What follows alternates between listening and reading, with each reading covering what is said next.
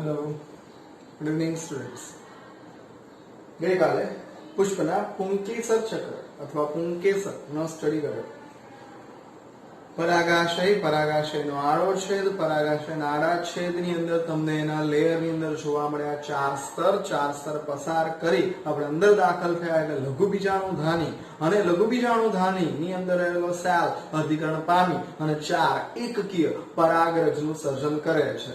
અને ચોક્કસ પ્રકારની પરાગરજમાં પરાગાશયના સ્ફોટનશીલ પ્રદેશ અથવા સ્ફોટનશીલ સ્તર તંતુમય સ્તરની એક આગવી અગત્યતા છે. જ્યારે ફાટશે તે વખતે આ ચોક્કસ પ્રકારના પરાગ ચતુષ્ક એટલે કે ચાર કોષ કેન્દ્ર એ સુકાઈને થોડા છૂટા પડશે અને બહાર પરાગનયન માટેની તૈયારીઓ શરૂ કરશે. એટલે જે રીતે પુંકેસર નો ભાગ અથવા પુંકેસર ચક્ર કલિકાવસ્થા દરમિયાન તૈયારી કરે છે, એ જ રીતે સ્ત્રીકેસરનો ભાગ પણ તૈયારી દર્શાવે છે. કહેવાનો તાત્પર્ય મનુષ્ય જ્યારે ગર્ભાશયમાં ઉછળતો હોય ત્યારે હાથ બની જાય, પગ રહી જાય એવું ન હોય. કહેવાનો મતલબ કે કલિકાવસ્થા દરમિયાન વજ્ર પણ ડેવલપ થાય, દલપત્ર પણ ડેવલપ થાય ને દલપત્રની અંદરના ભાગે રહેલા બંને આવશ્યક ચક્ર એટલે કે પુંકેસર અને સ્ત્રીકેસરનું નિર્માણ પણ એક સરખું અને ફટાફટ થવા લાગે. તો એ વખતે પુંકેસરનું સ્ટ્રક્ચર આપણે પરિપૂર્ણ કર્યું અને હવે આપણે સ્ત્રીકેસર તરફ જઈએ છીએ. અને અહીં તમને જાયાંગ એવો શબ્દ આપેલો છે. બધા સમાનાર્થી શબ્દો યાદ રાખવા રહેશે. પેલામાં કહેતા હતા લઘુબીજાણુધાની, જ્યારે અહીં બોલવામાં આવશે મહાબીજાણુધાની. અને ભ્રૂણપુટ એ અગત્યનો શબ્દ છે. 8 કોષ કેન્દ્રીય અવસ્થા એને કહેવામાં આવશે ભ્રૂણપુટ. અને એના માટે આપણે સ્ત્રીકેસરનું સ્ટ્રક્ચર થોડું ધ્યાન પર લેવું પડશે. પછી આ જે દોરાયેલ છે ભાગો તરફ આપણે જઈશું. તમને પરફેક્ટ આ વસ્તુનો આઈડિયા છે જ. અને એ છે સ્ત્રીકેસર. અને સ્ત્રીકેસરનો શરૂઆતનો ભાગ અને પાયાનો ભાગ આ આપણે 11th ની અંદર તમને ક્લાસની અંદર લાઈવ ડિસેક્શન કરીને બતાવેલું, તમને પુષ્પ છિન્ન ભિન્ન કરીને દર્શાવેલા, જેની અંદર અલગ અલગ પુષ્પમાં મિકેનિઝમ અલગ અલગ હશે. સ્ત્રીકેસરનો શરૂઆતનો ભાગ જે પરાગરજને આસન આપે એટલે એને કહેવામાં આવે પરાગાસન. એનો નીચેનો ભાગ વંદ્ય છે, એને કહેવામાં આવશે પરાગવાહિની. અને છેવટનો ભાગ એને કહેવામાં આવશે બીજાશય. અને એની અંદરના ભાગે તમને જોવાના મળશે આ જ ઘટક જે આપણે ભણવાના અને એકકીય આ ઘટકો જેને આપણે ઓળખીએ છીએ એને કહેવામાં આવશે અંડક. આ ચોક્કસ પ્રકારના સ્ત્રીકેસરની બેઝિક સંરચના બુકની અંદર તમારી પાસે આ વસ્તુનો આઈડિયા લખેલ છે. આની અંદર અંડક હોવાને કારણે એને અંડાશય પણ કહેવામાં આવશે. આ અંડક જે અંદર સચવાયેલા છે એકકીય રીતે તૈયાર થશે. પરાગવાહિની એ પુંકેસર ના પરાગરજ કે જે અહીંયા સ્થાપિત થવાના એના અંકુરણ દરમિયાન જે પરાગ નલિકા ઉદ્ભવશે એ પરાગ નલિકાને આ પરાગવાહિની હાઈવે બનાવી આપશે, રસ્તો પૂરો પાડશે, જેને કારણે એ ક્યાં તો કે અંડક સુધી પહોંચશે. અને એ વિશેષ પ્રકારની ઘટનાને પછી વર્ણન કરીશું, કારણ કે અત્યારે આપણે શીખવા જઈ રહ્યા છે આ એટલે તો કે સ્ત્રીકેસરનો પાયાનો ભાગ અથવા સ્ત્રીકેસર ચક્ર સ્ટડી કરી રહ્યા છે. અને એની અંદર તમે જાણો છો તે પ્રમાણે બુકની અંદર ચોક્કસ પ્રકારની અલગ વેરાયટી ના સ્ત્રીકેસર ચક્રનો ઉલ્લેખ કર્યો છે. તમારી પાસે સૌથી પહેલું જાસૂદ ના પુષ્પની અંદર રહેલું ઉપર ઘણા બધા શાખાઓ વાળું બ્રાન્ચીસ વાળું પરાગાસન જોવાનું મળે છે. અહીં સિંગલ બનશે. આમ પણ તમે 11th ની અંદર શીખીને આવ્યા છો તે પ્રમાણે જો એક જ સ્ત્રીકેસર હોય તો એને કહેવામાં એક સ્ત્રીકેસરી. વધારે સ્ત્રીકેસર સચવાયેલા હોય અથવા આયોજન પામેલા હોય તો બહુ સ્ત્રીકેસરી. બે જો જોડાયેલા હોય તો એને કહેવામાં આવશે યુક્ત અને છૂટા છૂટા હોય તો એને કહેવામાં આવે મુક્ત. તો આવા બેઝિક કોન્સેપ્ટ તમારી પાસે હશે એવું માનીને આપણે ચાલીએ. અને આપણે એની જે રચનાઓ છે એની અંદર જોઈશું તો પરાગાસન, પરાગવાહિની, બીજાશય કે અંડાશય. અને આપણે ત્યાંથી શરૂઆત કરીશું. આપણે સ્ત્રી કેસરનો કલસ્થ ફૂલેલો ભાગ ને બીજાશય કે અંડાશય કહીએ છીએ અને એની અંદર ચોક્કસ પ્રકારના બીજા આશયના પોલામાં જરાયુ દ્વારા અટેચમેન્ટમાં આવેલા અંડકો તમને જોવાના મળશે અને ત્યાં મહાબીજાણુ ધાની અને સામાન્યતઃ આપણે આના નિયમથી આઈટમને અંડક તરીકે ઓળખીએ છીએ જે આપણા શું કે ખોરાકના સ્ત્રોતનો આધાર બને છે. અહીંથી જ બીજ નિર્માણ થશે, અહીંથી જ ફળ નિર્માણ થશે. એટલે પુષ્પની અંદરનો ફિમેલ પાર્ટ એનો ઇમ્પોર્ટન્સ કંઈક અલગ છે. ત્યાં આપણે એનું ઇન્ટરનલ સ્ટ્રક્ચર ભણવાના છે. અહીંયા તો ખાલી ડોટ સ્વરૂપે દેખાય છે, પણ વોટ અબાઉટ ઇન્ટરનલ સાઇડ કે અંદરના ભાગે શું છે, અંડકની અંતસ્થ રચના શું છે, એના માટે આપણે એના તરફ આગળ વધીએ. આ તમારો બેઝિક હતો અને ત્યાર પછી તેની અંદર આપણે દાખલ. સો અહીં આ બધી વસ્તુ તો આવવાની, પણ તે પહેલા સ્ત્રી કેસરના પાયાના ભાગે રહેલી આ રચના તરફ લઈ જાઉં છું. અને આ જે પાયાનો ભાગ હતો જેને કહેવામાં આવે બીજાશય અથવા અંડાશય, આ તમારી વંદ્ય રચના જેને આપણે કહીએ છીએ પરાગવાહિની.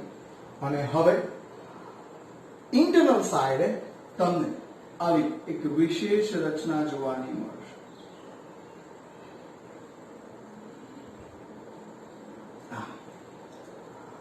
તમે અહીં જ્યારે જોઈ રહ્યા છો તે વખત આ આખી ફિગર તમને ઉલટી એવો અહેસાસ થશે. એટલે નિર્માણના સ્ટેજીસમાં જ્યારે શીખવાનું છે તે વખતે એ આમ હશે. Look at here.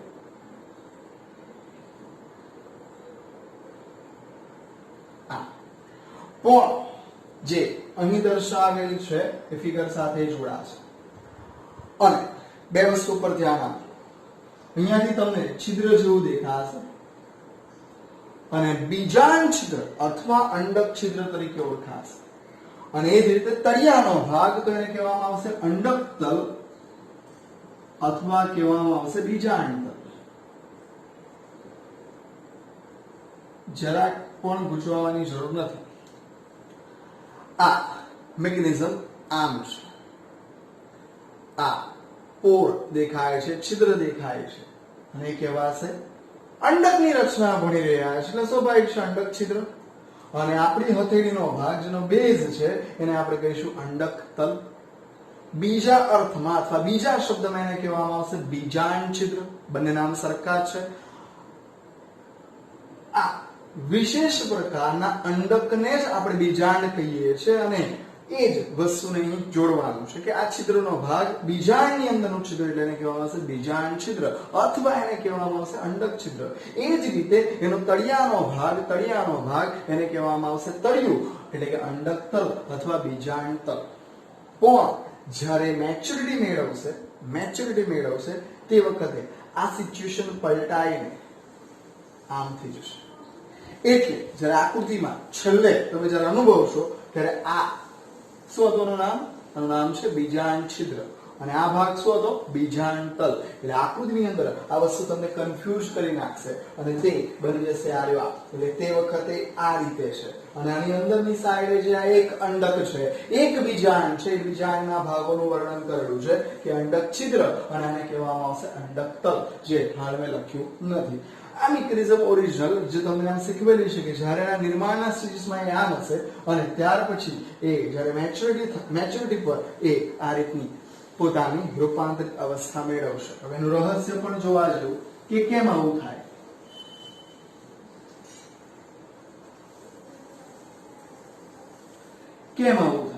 તો કે જે વખતે પરાગનયનની ઘટના માટે પરાગરજનું અંકુરણ થશે અને જે પરાગનલિકા ઉદ્ભવશે, પરાગનલિકા આવે એટલે કે આ રસ્તા દ્વારા અહીં દાખલ થશે. અને થોડી વારમાં તમે શીખશો કે એ બેઝ પાર્ટ એટલે કે અંડક છિદ્ર પાસે એવું તે શું રહસ્ય છે. કારણ કે હજુ એની અંદરના સેલ, એની અંદર રહેલા ન્યુક્લિયસ ની મિકેનિઝમ સમજાવવાની બાકી છે અને એના માટે નામ અથવા શબ્દ લખ્યો છે ભ્રૂણપુટ. હવે બીજો કહી દઉં પ્રદેહ, ત્રીજું કહી દઉં અંત અને બાહ્ય આવરણ. એટલે હવે હું ક્રમિક બોલીશ કે અહીંયા રહેલા અંડક, આ ચત્તો, આ ઊંધો, આ ચત્તો, આ ઊંધો. તો અહીં રહેલા અંડકના બંધારણમાં શું છે તો કે અંડકની અંદર બાહ્ય અંડાવરણ અને અંતઃ અંડાવરણ અથવા બાહ્ય શું આવરણ અથવા અંતઃ આવરણ પણ વર્ડ તમારે પર્ટિક્યુલર યાદ રાખવાનો છે એ આ જ છે બાહ્ય અંડકાવરણ અને અંતઃ અંડકાવરણ તરીકે ઓળખવામાં આવશે બે પ્રકારના લેયર નો ઉલ્લેખ કરેલો છે બાહ્ય અંડાવરણ અને અંતઃ અંડાવરણ એ લેયર પૂરા થાય એટલે સહેજ અંદર દાખલ થશો એટલે પ્રદેહ તરીકે ઓળખાતી રચના મળશે પ્રદેહ એ પોષણના કાર્ય સાથે સંકળાયેલ છે ફરી બોલું છું પોષણના કાર્ય સાથે સંકળાયેલ છે અને ત્યાર પછી અંદર રહેલો મહાબીજાણુ માતૃકોષ જે શેની અંદર કન્વર્ટ થાય છે ભ્રૂણપુટ જે શીખવાનું બાકી છે ભ્રૂણપુટ એટલે 8 કોષ કેન્દ્ર વાળી અવસ્થા એ શીખવા માટે આપણે અહીંયા જવું પડશે પણ પહેલા આપણે હાલ બેઝિક શીખી રહ્યા છીએ કે સ્ત્રી કેસરના પાયાના ભાગમાં આવેલા અંડક નું બંધારણ શું અંડક એટલે કે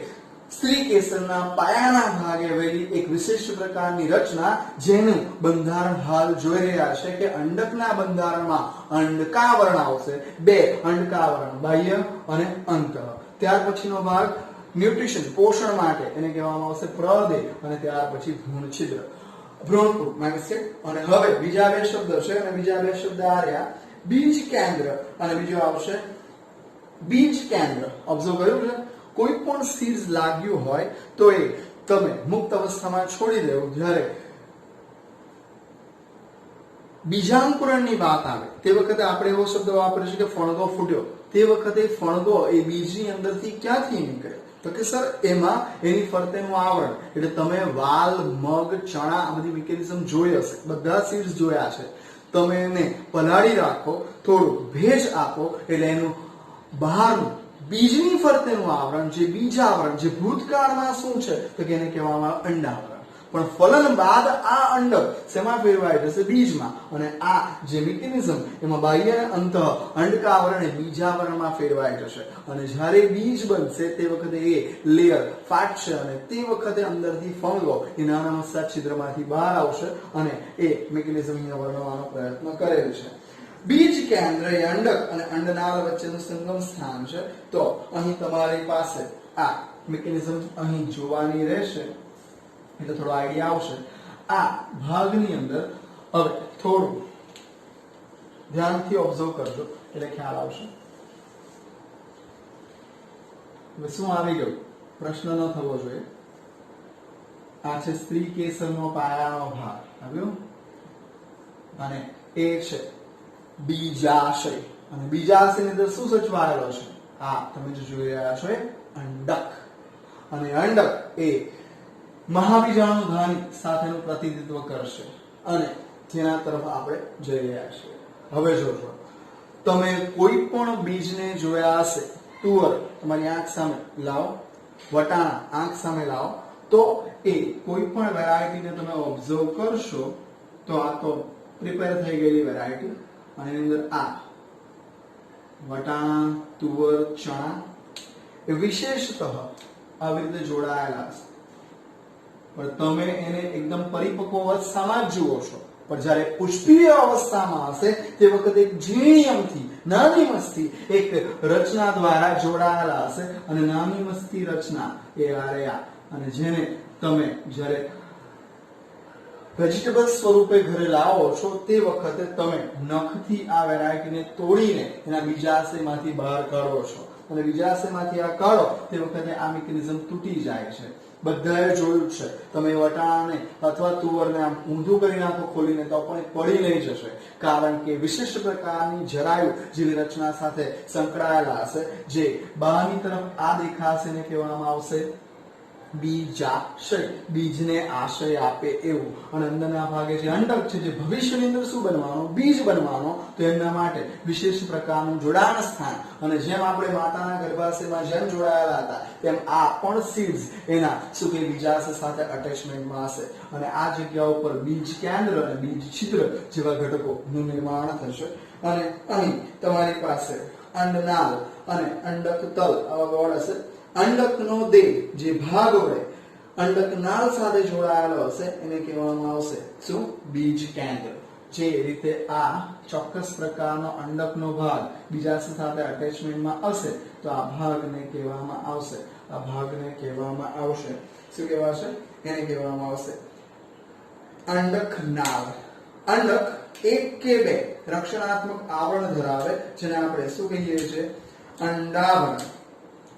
આ અંડાવરણ જે પ્રદેહ દ્વારા આવરિત થઈ ગયેલા હશે અથવા અંડાવરણ પ્રદેહને ઘેરી રહે છે અને અંડકના ટોચના ભાગે નાનું છિદ્ર આવે એ નાનું છિદ્ર એને કહેવામાં આવશે અંડક છિદ્ર અથવા બીજાંડ છિદ્ર. નો બેઝ પોર્શન એને કહેવામાં આવશે શું? તો કે અંડક તલ અથવા બીજાંડ તલ તરીકે ઓળખાશે. અને હવે તમે મેઇન બે બાબત ઉપર ધ્યાન રાખવાનું છે. બીજ કેન્દ્ર એટલે તમને એ વસ્તુનો આઈડિયા આવશે. આ જે નાનો મસ્તો દંડ એને કહેવામાં આવશે અંડકને જોડતો એવો દંડ, એને કહેવામાં આવશે અંડક દંડ. અને અહીં જે કમ્પ્લીટ એનું જોડાણ છે એ જોડાણને આપણે કહીશું બીજ કેન્દ્ર. શું કહેવાશે? બીજ કેન્દ્ર. એના દ્વારા કોઈ પણ સીઝ જોડાયેલું રહેશે. અને એ બીજ કેન્દ્ર એટલા માટે જરૂરી છે કારણ કે જ્યારે આ અંડક પરિપક્વ થઈ અને બીજમાં ફેરવાશે તે વખતે પણ આ અટેચમેન્ટ તો હશે જ હશે અને એ અટેચમેન્ટ દ્વારા જ બીજાશય સાથે ચોંટેલું રહેશે. તો આ જે મિકેનિઝમ આ અંડનાળ બરાબર છે અને બાકીનો ભાગ અંડકનો તો એ જગ્યા ઉપર જોડાણ ધરાવશે અને આ વિશેષ પ્રકારનું જોડાણ અંડક નાળ, આ વિશેષ પ્રકારનું જોડાણ એ કહેવાશે અંડક નાળ. આ તમને બુકની અંદર આ વિશેષ બાબત દર્શાવેલ નથી એટલે કાળજી રાખો. બીજ કેન્દ્ર એ અંડક અને અંડનાળ વચ્ચેનું સંગમ સ્થાન છે. બીજ કેન્દ્ર એ અંડક અને અંડનાળ ઉપર તમને અંડક નાળ જ ન ખબર હોય તો એ આ મિકેનિઝમ સિવાય તમને નહીં દેખાશે. ફરી બોલું છું, આ જેના દ્વારા આપણે જોડાયેલા હતા તેવી જ રીતે આ સીડ્સ પણ કોની સાથે? એક નાના રસ્તા દ્વારા એને કહીશું અંડક નાળ. આ શું છે તમારો? આ ભવિષ્યની અંદર શું બનશે અથવા અત્યારે પણ શું છે? અંડક કે જે બીજ બનશે. તો અહીંયા જે કનેક્શન બને છે એ કનેક્શનને કહેવામાં આવશે બીજ કેન્દ્ર. અને આટલી મિકેનિઝમ તમારે મગજમાં તૈયાર રાખવાની છે. આ મિકેનિઝમ દ્વારા તમે ધીમે રહી અને આની અંદર પ્રદેહ સુધી પહોંચી શકશો અથવા ભ્રૂણપુટ સુધી પહોંચી શકશો. પ્રદેહ તો પોષણનું કાર્ય કરશે એટલે હવે તમે ઓબ્ઝર્વ કરો તો તમારી પાસે બાહ્ય અંડાવરણ, અંત અંડાવરણ પ્રદેહને ઘેરીને ગોઠવાયેલા છે. પ્રદેહ પોષણનું કાર્ય કરે, અંદરના ભાગે ભ્રૂણપુટ. એ થોડી વારમાં આની મિકેનિઝમ ઉપર જવાના. મેં તમને શીખવ્યું અત્યારે અંડક નાળ, બીજું શીખવ્યું બીજ કેન્દ્ર. જે વખતે આ વસ્તુ નથી દર્શાવેલ તે આ મિકેનિઝમની વાત કરી. આ ચત્તું અને આ ઊંધું જેને કારણે આ ભાગ કહેવાશે અંડક છિદ્ર અથવા બીજાંડ છિદ્ર અને એના તળિયાનો ભાગ એને કહેવામાં આવશે બીજાંડ તલ અથવા એને કહેવામાં આવશે અંડક તલ. પણ એ જ્યારે આમ ઊંધું લાગશે ત્યારે તમને એમ થશે આ તળિયું થોડું છે પણ ખરેખર જ્યારે ઉદ્ભવ થાય તે વખતે એ આ સિચ્યુએશનમાં હોય અને ત્યાર પછી એ આ સિચ્યુએશનમાં આવે અને આ છિદ્ર જ્યાંથી શું તો કે પુંકેસર નહીં પરાગ નલિકા પ્રવેશશે અને જે ફલનના કાર્ય માટે હેલ્પફુલ થશે. તો આટલી બેઝિક મિકેનિઝમ અત્યારે તમારી સામે રજૂઆત કરી. પછી આપણે અંદરની તરફ જઈએ.